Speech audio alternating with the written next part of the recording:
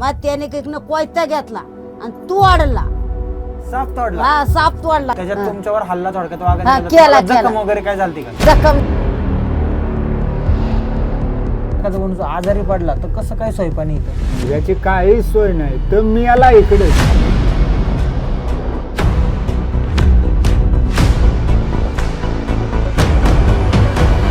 गावात एक शाळा आहे आणि तिथं एकमेव विद्यार्थी आता सध्या शाळेत शिकतोय.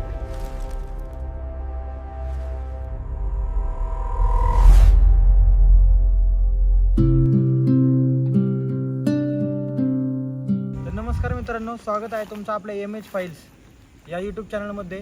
तर आज आपण आलेलो आहोत राजगड तालुक्यात. राजगड तालुका म्हणजेच आधीचा वेल्हा तालुका. तर वेल्हे तालुक्यातील आपण काही 2-3 गावं आहेत. एकलगाव, कुसारपेठ, सिंगापूर, मोहरी ही 2-3 गावं आहेत. ती आज आपण फिरणार आहोत आणि तेथील स्थानिक ग्रामस्थ आजही कुठल्या अवस्थेत आपलं जीवन जगतायत आणि वास्तव्य करतायत ह्या सगळ्या गोष्टी आपण आज आपल्या डॉक्युमेंटरीतून पाहणार आहोत.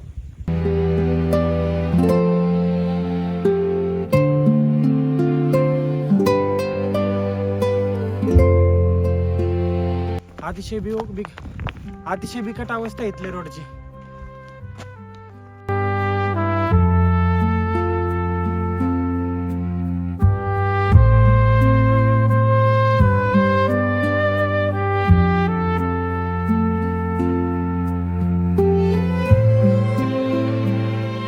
आजी गाव कोणतं आहे? कुसारबेट. तुमचं नाव?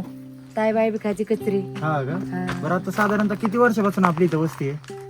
इतर रगडकी झाली. आता पूर्वी आमच्या पहिला आमच्या सासऱ्यांचं वडील झाले, हा त्यांचं पण इथंच झालं हा ठिकाणं. हा. त्याच्यानंतर आमचं सासरं झालं, त्यांचं पण इथंच जन्म झाला. बरोबर. आता त्यांचं मुलगा झालं, हा. मुलग्यांचा पण जन्म झाला इथं. साधारणतः आपल्या 3 ते 4 पिढ्या झाल्या. हा. म्हणजे तसं म्हणतो 200-300 वर्ष पासून आपण इथे आहे. हा हा हा बरोबर. आता इथं वरती तोरणा किल्ला आहे. हा इथं वरती तोरणा किल्ला आहे हा ना? पाठीमाग. हा. आणि हे लिंगा हे इकडे हो लिंगाणा. लिंगाणा किल्ला. हा लिंगाणा केलं. बरं ठीक. आजी आता किती घर आहे म्हणले तुम्ही? 18. 18 घर. हा. सगळी माणसं इथंच राहिला असतात का गावाला बिवाला, म्हणजे पुण्याला कुठं काय? असतात ना इथं. आणि पोरं बाळ पुण्याला असतात, पुण्याला. काही का एक साळाला असतात हा. पोरं माणसं. कुंजीला तिकडे साळाला. बरोबर. हा काही कोकणात हा. असे आहेत.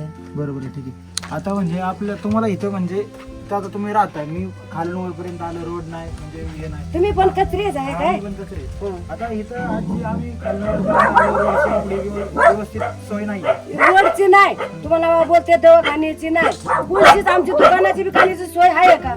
हे आम्ही रानच्या पराण्यांसारी गाय रानावानी माणसं आहे. कोणची सोय आहे का काय? आम्हाला दुकान बिकान आहे का काय? आम्ही जगायचं तरी कंचे ह्याच्यावर जगायचं नाही का? म्हातारी कोतारी माणसं.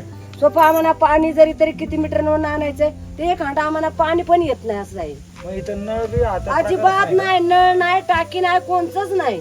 असंच आहे आमचा. अवघड परीस नाही, अवघड परीस नाही. जगण्याची आमची मुश्किलीच आहे इथे. तरी पण आपलं या मातीशी प्रेम असल्यामुळे तुम्ही मग राहताय. काय नाही आम्हाला शेतीची उत्पन्न नाही, बातीची उत्पन्न नाही, आमच्या घरच्या रानांची किंवा कशीची आमची एवढी किफावत नाही, तर कशी भाजीपाल्याची नाही, तर कंच्या माळवीची काहीच नाही इथं आमचं. आपण भाजी शेती वगैरे नाही का करू शकत? काहीच नाही. रानची जनावर ठेवतात का? ती डुकर असतात ते ठेवतात का तेव्हा शेती करायची तरी? बरोबर. कोणचंच नाही. आम्ही आपल्या असं म्हणजे कसं आपलं काहीतरी आपलं करायचे आणि येळाला वनवासा सीता सारं जगायचे असं आहे. नाही, खरं म्हणजे ते तर तुम्हाला आहेच. आजी मानलं पाहिजे. तुम्ही जाऊ असं दे. पण नाही का एवढं संघर्ष करताय आयुष्यात. आज आपला देश कुठं गेलाय आणि आपण कुठे आहे हे नेत्या लोकांना कळलं पाहिजे ना. असू द्या, काय करायचं.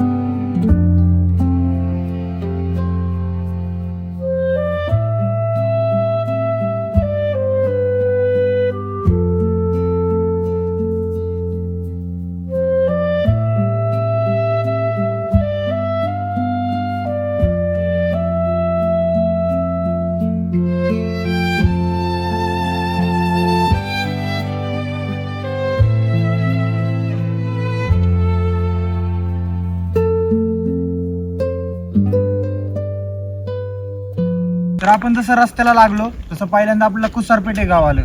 कुसारपेठ गाव सध्या कोणत्या अवस्थेत आहे, तिथले लोक कशा अवस्थेत आहे, स्थानिक कशा अवस्थेत आहे ते मी तुम्हाला एका आजीच्या रूपाने आता दाखवलं. तसंच रोड कसा पुढे ते कंटिन्यू करत आता आपण आलोय सिंगापूर. सिंगापूर म्हणजे ते परदेशातलं सिंगापूर नाही बरं का, हे आपल्या महाराष्ट्रातलं सिंगापूर आहे. आणि आपल्या महाराष्ट्रातल्या सिंगापूरची काय अवस्था आहे ते आज आपण पाहणार आहोत.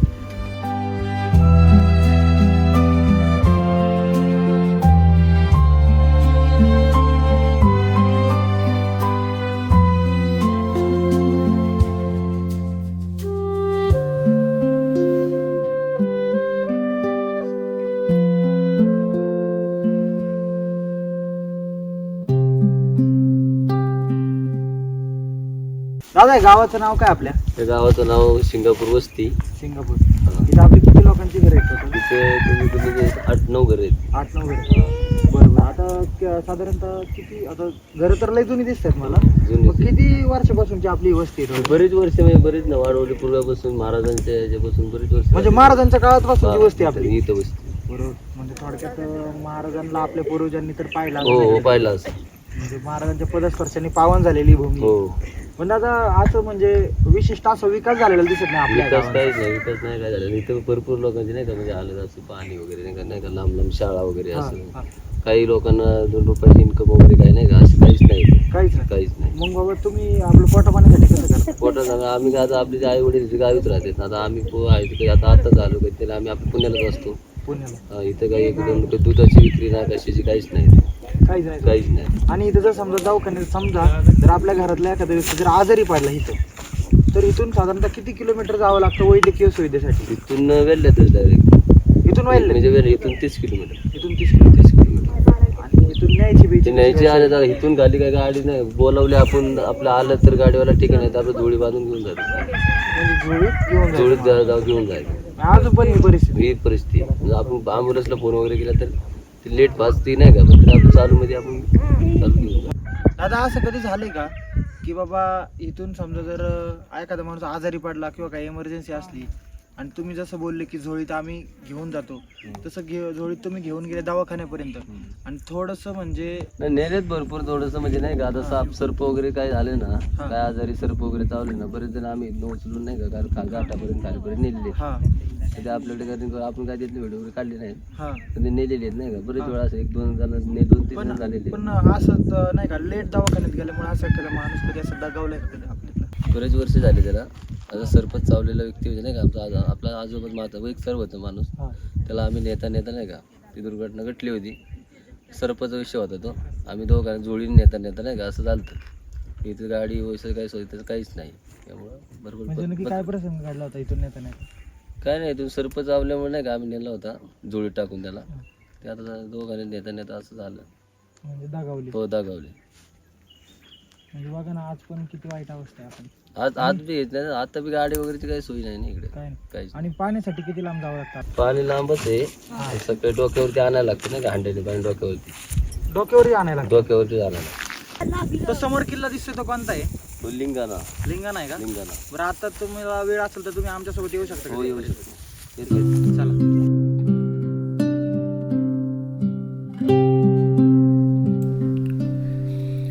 मोहरी गावातून लिंगाण्याकडे निघालो की शांतता सोबत चालू लागते.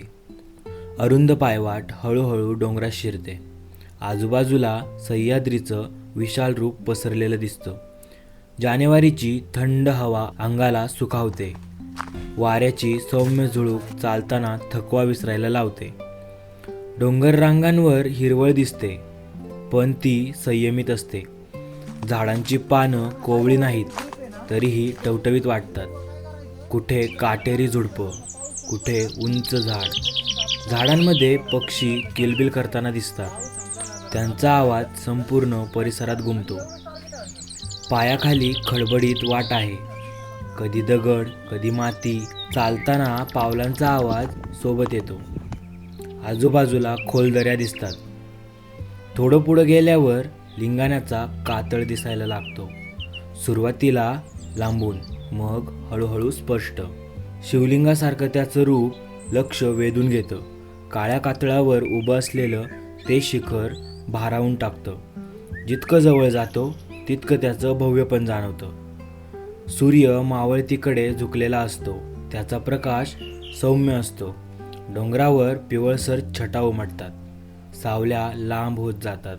वातावरण अजूनच शांत होतं. त्या क्षणी वेळ हळू झाल्यासारखा जाणवतो. मनातली घाई नाहीशी होते. शहराचा आवाज आठवत नाही. फक्त सह्याद्री, पायवाट आणि लिंगाणा एवढंच उरतं. निसर्गाच्या सानिध्यात मन शांत होतं आणि हा प्रवास मनात कायमचं घर करून बसतो. रायलिंग पठारावर पाऊल टाकताच क्षणभर श्वास रोखला जातो. आपल्या आणि लिंगाण्याच्या मध्ये खोल अथांग दरी आभासून उभी असते. समोर अजस्त्र शिवलिंगासारखा उभा असलेला लिंगाणा काळाच्या पलीकडून आपल्याकडे पाहत असल्यासारखा भासतो. त्या पार्श्वभूमीवर दुर्गराज रायगडाचे भव्य दर्शन होते, स्वराज्याच्या इतिहासाची साक्ष देत. आणि पायथ्याशी डोळ्यांच्या टप्प्याबाहेरपर्यंत पसरलेला तळकोकण, हिरव्या निळ्या छटांत न्हाऊन निघालेला शांत पण अथांग. इथे उभं राहिल्यावर माणूस लहान वाटतो आणि सह्याद्रीचं विराटपण मनात ठसठसून भरून राहतं.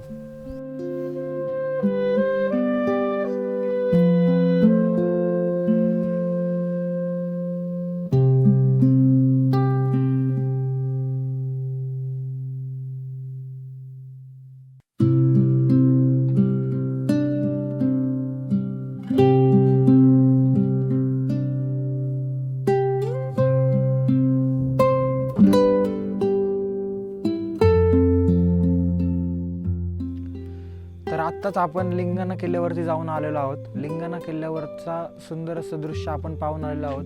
अक्षरशः डोळे तृप्त झाले. लिंगाणा किल्ल्यामागचा जो सनसेट होता तो आपण पाहिलेला आहे. त्याच्याच मागं रायगडाचं सुद्धा दर्शन घेतलेलं आहे. आणि त्याच्यानंतर आता आपण अंधार पडता पडता इथं आलेलो आहोत आणि आपण आज इथेच राहणार आहोत. आणि इथलं जनजीवन संध्याकाळी म्हणजे ते कसे काय वावरतात, कसे काय त्यांचं जेवण कशा पद्धतीने होतं, त्यांच्यासोबत थोड्याशा गप्पा गोष्टी मारून आज आपण इथेच राहणार आहोत आणि त्यांच्यासोबत आपला वेळ घालवणार आहोत.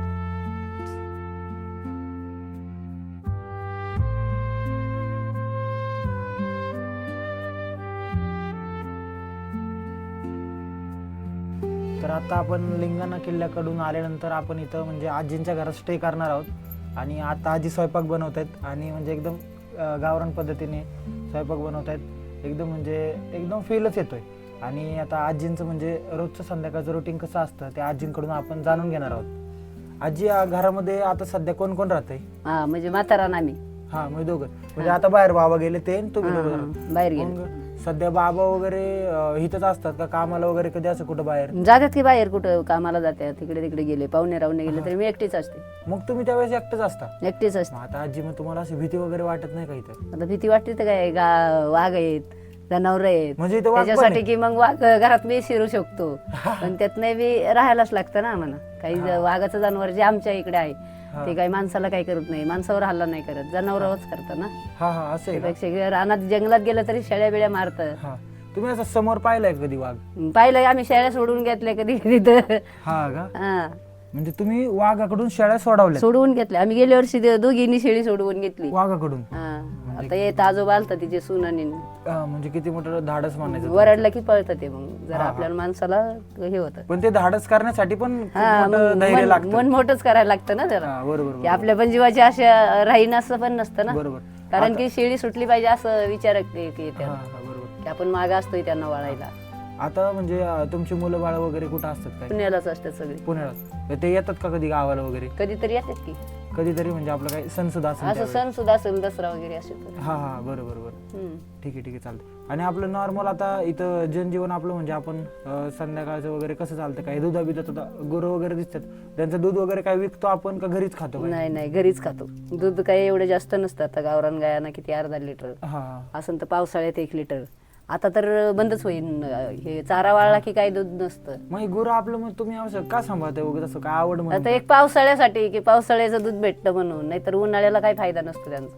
हा हा हा, पावसाळ्यासाठी किंवा दसऱ्यापर्यंत दिवाळीपर्यंत असतं आतापर्यंत. बरोबर. इथून वर रान वाळत गेलं, पाणी बिनी संपलं मग नाही. आता आजी किती वर्षापासून तुम्ही इथं म्हणजे व्यवस्थित आहे साधारण? आता आमच्या आज सासऱ्याच्या पासून इथंच आहेत. म्हणजे साधारण 2-3 पिढ्या झालेल्या. 2-3 पिढ्या झाल्या. हा. म्हणजे खूप पूर्वीपासून आपली वस्ती आहे. हम्म. बरोबर आहे. लई बसून.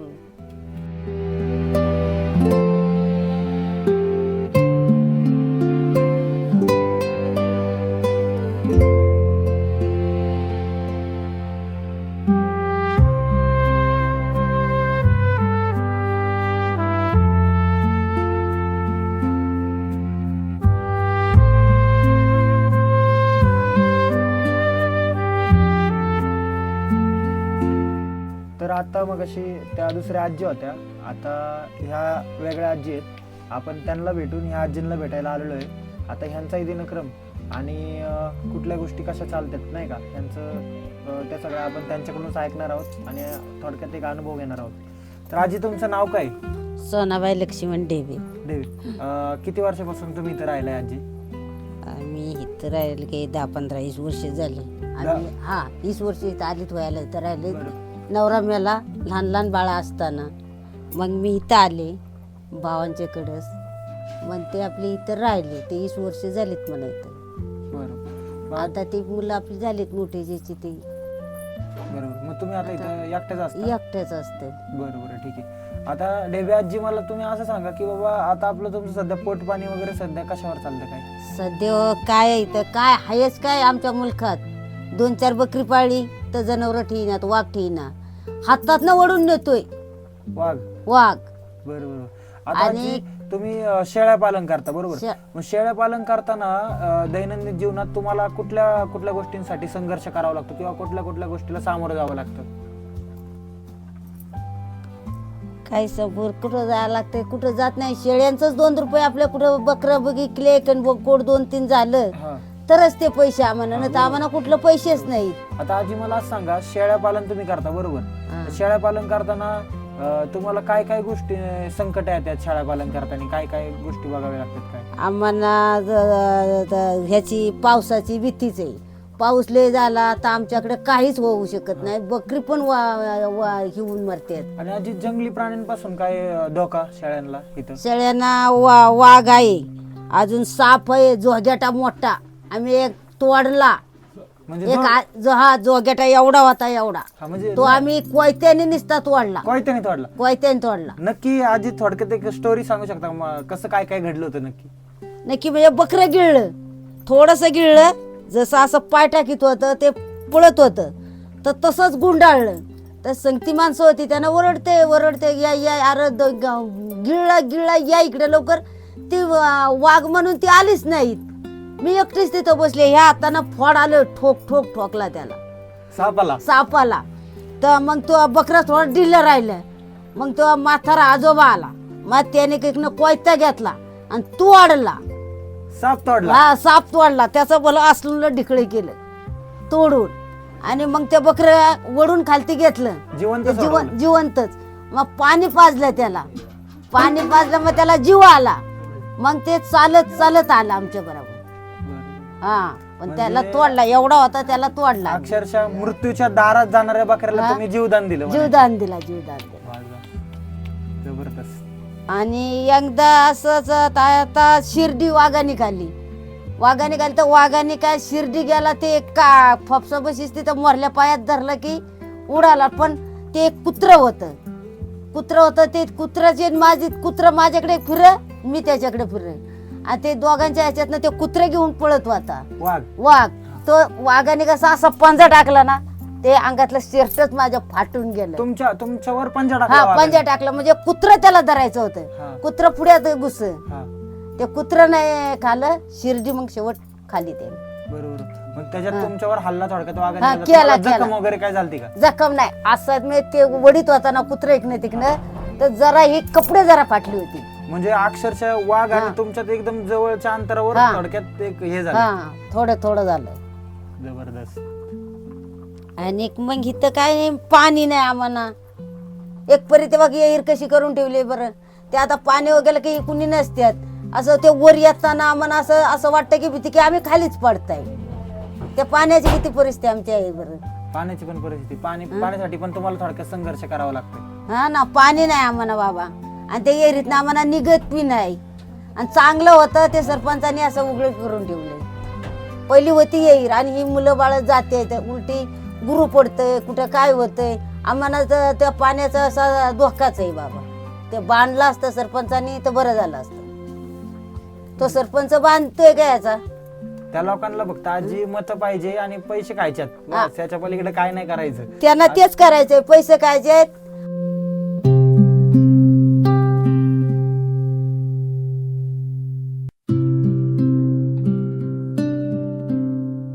तुम्हाला बाबा इथं म्हणजे कशाच्या सोयी वगैरे कशा अहो काहीच नाही सोय.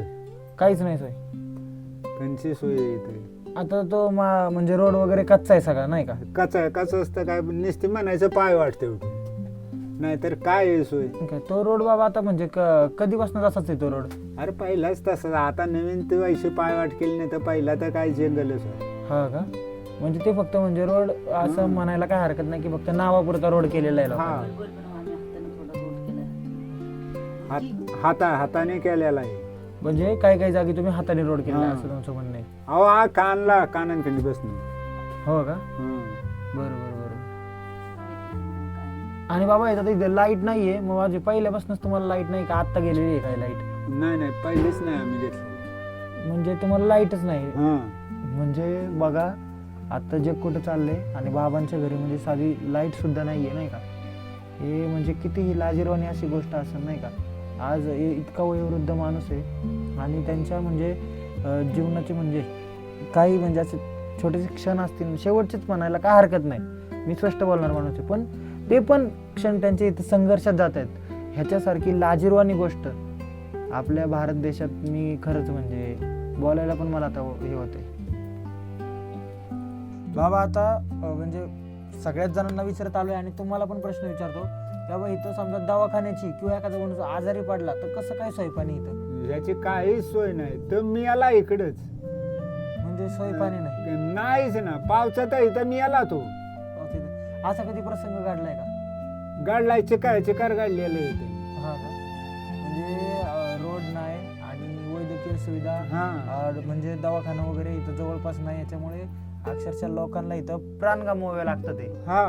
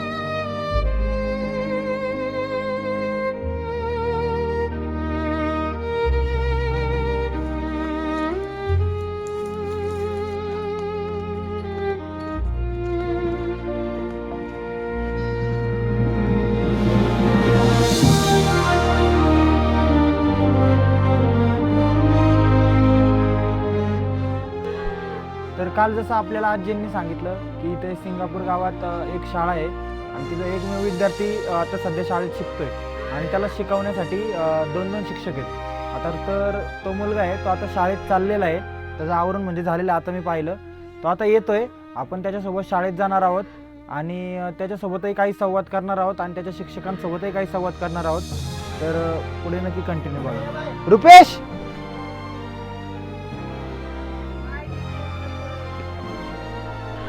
कुठं चालला आता शाळेत? रुपेश आता तू शाळेत कुठून जाणार? इथनं? बरं बरं, ठीक आहे ठीक आहे. आता तू म्हणजे तुला शिक्षणासाठी म्हणजे आवडतं का तुला शिकायला, शाळेत जायला? आवडतं ना? गुरुजी मारत नाहीत ना सर तुला? नाही ना? मग तुला मोठं होऊन काय बनायचं रुपेश? पोलीस? वा. आणि पोलीस बनून काय करणार तू? पोलीस बनून काय करणार? चोरांना पकडणार. बरं बरं बरं, चांगलं आहे चांगलं आहे. चल, किती लांब आहे बाळा शाळा अजून? हा, चालत गेलं तर लांब आहे. आता इथून तू कसं जाणार रुपेश? चालत चालत? हा. बरं, किती लांब जायला लागते अजून इथून? इथून ना लय लांब. बरं चल, आता मी पण येतो तुझ्या संग. हा.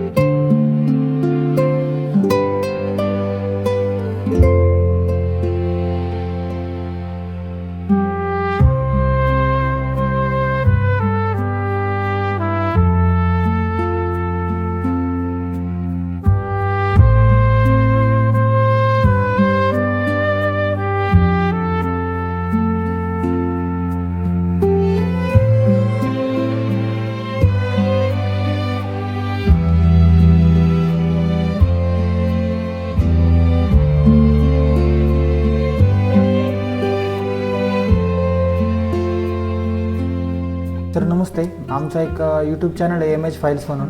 तर आम्ही गावागावांमध्ये खेड्याखेड्यांमध्ये जाऊन लोकांची जी राहण्याची परिस्थिती आहे, आज पण भारत देश आपला स्वतंत्र होऊन एवढे वर्ष झालेत तरी पण लोक कसलं स्ट्रगल करतायत, कोणत्या गोष्टीमुळे, काय त्यांची परिस्थिती सगळं दाखवतो.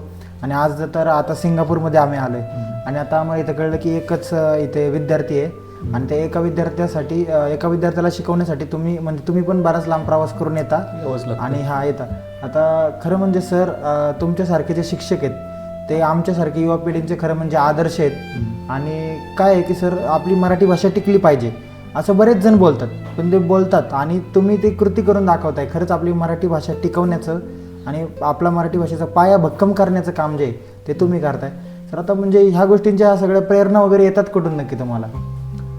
आता प्रेरणा म्हटलं तर एक ड्युटी म्हणून ह्या गोष्टी कराव्या लागतात, पण इकडं आले की खरोखर प्रेरणा का मिळते तर ह्या तळागाळातल्या मुलांना कुठंतरी बाहेर पडता आलं पाहिजे याच्यातून. यांचं जर पार्श्वभूमी पाहिली, यांचे आईवडील पाहिले किंवा ह्यांची आता कमवती पिढी आहे, तर ही कुठलीच बहुतांश ऑफिशियल कुठलं काम करत नाही शहरामधून हे हॉटेल चालवणं किंवा हमाली करणं, कुल्फ्या विकणं किंवा छोटी मोठी रिक्षा चालवणं अशी कामं करतात. मग यांची पिढी पुढे केव्हा होणार मोठी?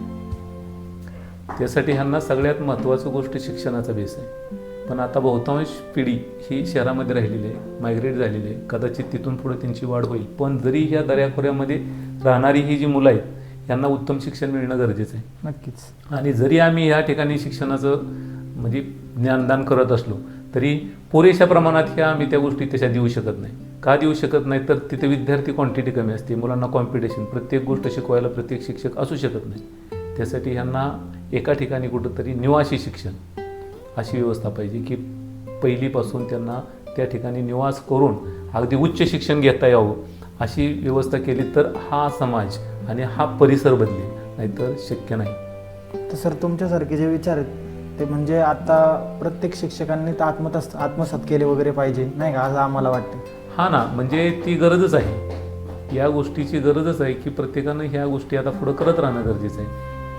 तुम्ही आता इथं माझी मुलाखत घेतली, शाळेचं सर्व गोष्टी दाखवल्या, पण त्याचबरोबर तुम्ही जर बाहेर फिरला, वस्तीच्या प्रत्येक प्रत्येक घरागणीच फिरला तर तुम्हाला फार विदारचिन्ह दिसेल. ह्या वस्तीवर तरुण असे कोणच नाही, फक्त वृद्ध त्यांचे आई वडील या ठिकाणी राहतात. हा मुलगा बी मोहरीवरून येतो, त्या म्हणजे 1-अर्धा किलोमीटर, पाऊण किलोमीटर चालत वरून. आम्ही तिकडूनच आलो. मग आता तो बऱ्याच वेळेला माझ्या गाडीवर येतो, मी त्याला गाडीवर जाताना सोडतो, पण बऱ्याच वेळेला त्याला चालत यावं लागतं. मग एवढा खडतर तो राहतोय. बरोबर. त्यामुळं त्यांना उत्तम शिक्षण देणं खरं तर काळाची गरज आहे. नक्कीच. त्याच्याशिवाय याच्यामध्ये परिस्थितीमध्ये चेंज होत नाही. आणि महत्त्वाची गोष्ट, असं कधीच नसतं की कुणाचा, सर्व मुलांचा बुद्ध्यांक सारखाच असतो. मी आता माझ्या शिक्षण क्षेत्रामध्ये 30 वर्ष सेवा होईल माझी. मी नेहमी हे बघत गोष्ट आलो आहे, कुठल्याही मुलाचा बुद्ध्यांक कमी नसतो, फक्त त्यांना पायाभूत सुविधा नसतात आणि त्यांना सतत त्या गोष्टीचं अवेअरनेस दिलेला नसतो किंवा शिक्षणाने तू सुधारशील. आणि हे जेव्हा त्याच्या डोक्यात प्रकाश पडेल त्याच्या पालकाच्या, तेव्हा ही मुलं सुधारतील आणि ह्याचं भविष्य बदलेल. नक्कीच सर. सर आता इथे म्हणजे नाही का मुलं वगैरे किती आहेत काय, किंवा कसं इथलं सध्याचं वातावरण आहे? कसं आहे की फार पूर्वी या ठिकाणी साधारण 15 मुलाच्या आसपास 15-20 मुलं होती आणि इथून हा जो मुलगा ज्या मोहरीतून येतो त्या ठिकाणी एक वस्ती शाळा होती, म्हणजे एवढी मुलांची संख्या होती. पण त्यावेळेला तरुण पिढी या ठिकाणी राहत होती. आता तरुण पिढीला कोणत्याच प्रकारचा इथं व्यवसाय नाही, उदरनिर्वाहाचं साधन नाही. तुम्ही जर आजूबाजूला परिसरामध्ये पाहिलं तर त्या ठिकाणी भात खाचरं थोडी थोडी आहेत, म्हणजे त्याचं क्षेत्र थोडं आहे, म्हणजे ह्याच्यातून मिळणारं यांचं उत्पादन फार कमी आहे. ह्या डोंगरावर असणारा जो चारा आहे हा जरा पावसाची सतत धूपमुळं जमिनीची धूप झालेली असते, खूप पावसामुळे, प्रचंड पावसामुळे, त्यामुळं चारा बी निकृष्ट दर्जाचा असतो. त्यामुळं दूध पालन किंवा दुग्ध व्यवसाय करतात ही मुलं, जनावरं पाळतात ही लोक, ही सुद्धा कमी दूध देणारे असतात. त्यामुळे इथं उत्पादन हा फार कमी आहे. म्हणजे जर वेल्ला ह्या ठिकाणी एका शेतामध्ये 4 पोती भात होत असेल तर या ठिकाणी 1 ते 1.5 पोतच होणार. त्यामुळं या ठिकाणी लोकांना उदरनिर्वाहाचं साधन कोणतं नाही. आणि आता शहरामध्ये गेल्यानंतर तुम्ही काहीही काम करू शकता, त्या ठिकाणी तुम्हाला रोजगार मिळतो आणि त्यामुळं सर्वजण मायग्रेट झालेत शहरामध्ये आणि आपल्याबरोबर त्या मुलांनी मग त्यांनी ओळखलं की आपल्याला शिक्षणाची गरज आहे, त्या मुलांनाही त्यांनी तिकडे घेऊन गेले. त्यामुळं इथं मुलांची संख्या पूर्ण कमी झालेली आहे, दुसरं काहीच कारण नाही. बरोबर. आणि सर आता शाळेसाठी ज्या बेसिक सुविधा वगैरे लागतात त्या तुम्हाला? बहुतांश आहेत या ठिकाणी, बहुतांश सुविधा आहेत. फक्त आता जे इंटरनेट आहे या गोष्टी नसतात इथं. हां बरोबर. पण त्याचा एवढा प्रभाव अध्यापनात होतो असं नाही. मुलांना बेसिकली ह्या सगळ्या गोष्टी आल्या की नंतरचा भाग म्हणून तो तंत्रज्ञानाचा भाग, उच्च शिक्षण किंवा एक चेंज अभ्यासाचा वेगळा म्हणून तुम्ही इंटरनेटचा वापर करू शकता, बाकीच्या इतर गोष्टी, इतर माध्यमांचा वापर करू शकता. त्यामुळं शिक्षणाला इथं अडथळा असा पायाभूत सुविधांचा काहीच नाही. सर आता साधारणतः म्हणजे बऱ्याच आपण शहरांमध्ये वगैरे बघतो किंवा आता खेडेगावांमध्ये पण एक थोडक्यात फॅक्टच आलाय की इंग्लिश मिडियम शाळा नाही का, आमची मुलं इंग्लिश मिडियम शाळेत गेली पाहिजे, उच्च दर्जाचं शिक्षण मिळालं पाहिजे.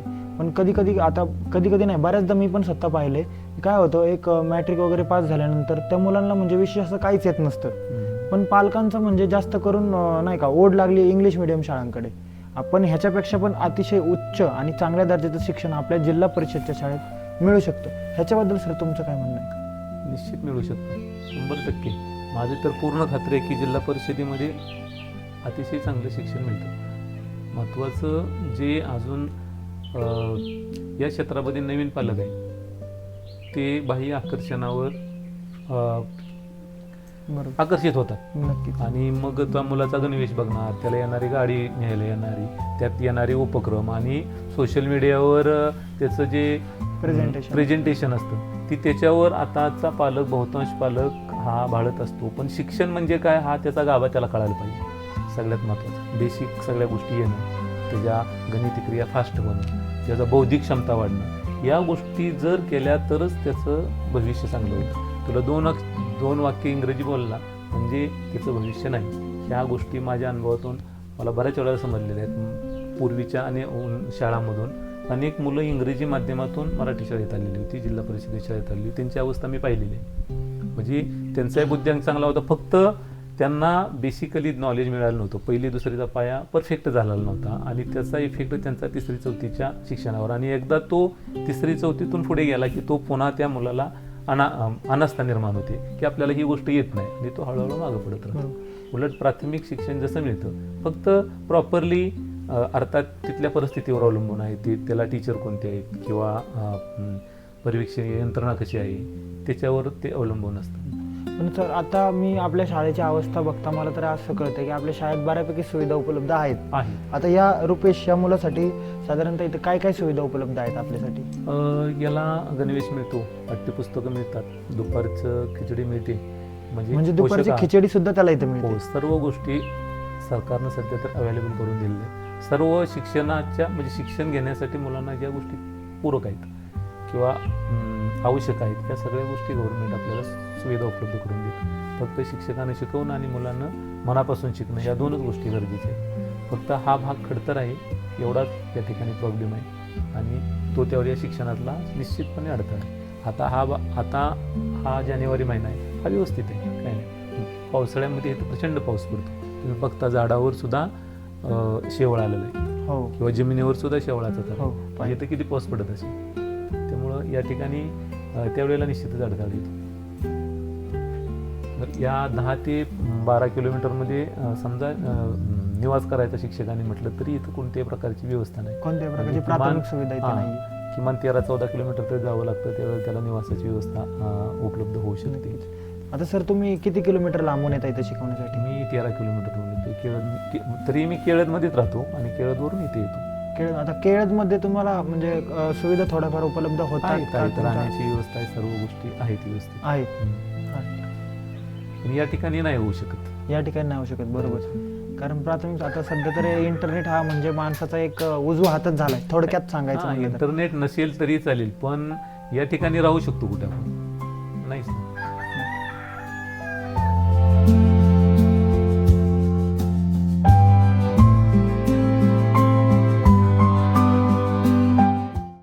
आपण म्हणतो भारत 4 नंबरची इकॉनॉमी आहे आणि 3ऱ्या क्रमांकाकडे चाललाय, पण इथे या डोंगराच्या आड वस्तीमध्ये आजही रस्ता प्रश्न आहे, पाणी प्रश्न आहे आणि उद्या अजून मोठा प्रश्न आहे. शहरात विकासाचे दिवे तेजस्वी आहेत, इथे मात्र दिव्याखाली अंधारच आहे. आकडे वाढले, स्वप्न मोठी झाली, पण माणूस मात्र तसाच थांबलेला. प्रगती मोजली जाते पण वेदना मोजल्या जात नाहीत. खरा प्रश्न एवढाच, हा विकास इथपर्यंत कधी पोहोचणार?